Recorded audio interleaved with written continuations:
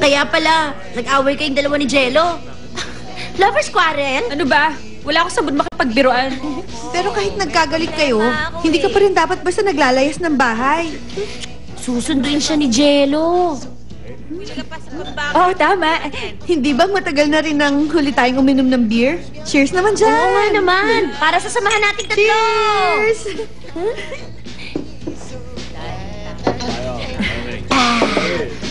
Huwag ka na nga mag-alala.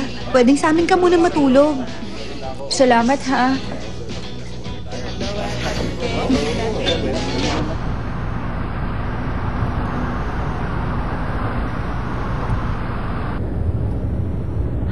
Si Jello, natutulog na kaya siya?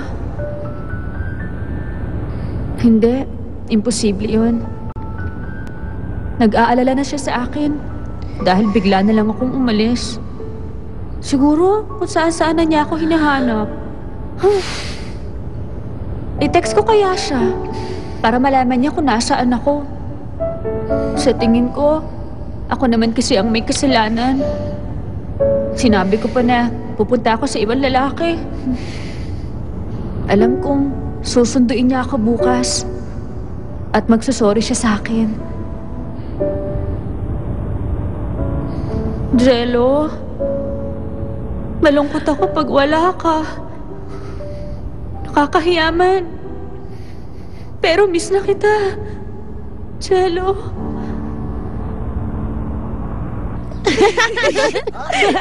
Weh, hindi nga. Ay, nako.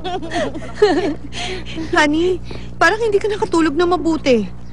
Kung namimiss mo na si Jello, mabuti pang umuwi ka na sa bahay niyo. Hindi ako uuwi hanggat hindi siya nagsusorry sa akin. Ngayon niya maiisip kung gaano talaga ako kahalaga sa kanya. Gusto niya rin naman pala ako eh. Pero ako na lang palagi ang nagsasabi sa kanya noon.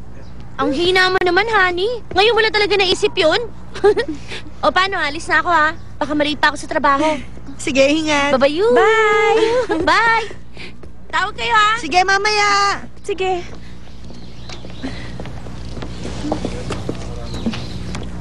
Mabuti nag-iisip ka na. Hindi dapat ikaw ang palaging naghahabol. Ano kaya ang ginagawa ni Jello? Ano kaya kung sundan ko siya? Ano sa tingin mo, Mina? Ano ka ba, honey? Bakit? Hindi ba masaya naman yon? Gusto ko makita ang itsura ni Jello habang nag-aalala siya para sa akin. Tara na! Ha? Nandito siya. Nakakatawa. Kumapit na parang Talaga? Mga lokohan. Parang hindi naman siya nag-aalala para sa'yo. Sa totoo lang, parang tuwang-tuwa pa nga siya na hindi ka niya kasama ngayon. Talaga? Tama na nga yan. Hindi na ako uuwi sa bahay. Magsisisi siya. Sobra ka naman. Huwag ka na kasi mag-alala.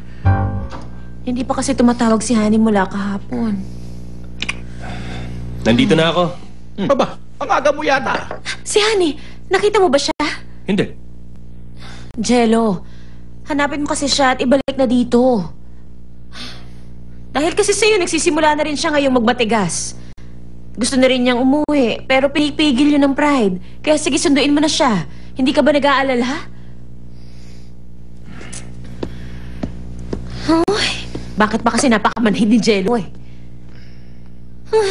Nasaan na kaya ngayon si Honey? Hayaan na natin sila. May alitan silang dalawa ngayon. Mas mabuti nga siguro lumayo muna si Honey para may iwasang lumala ang sitwasyon. Ay, pati ba naman ikaw sang-ayon sa desisyon nila? Honey, kahit isang araw pa lang siyang nawala, namiss ko siya agad. Hindi ko na palalampasin ng pagkakataon. Doble-doble raw mga chikiting dito. Bossing!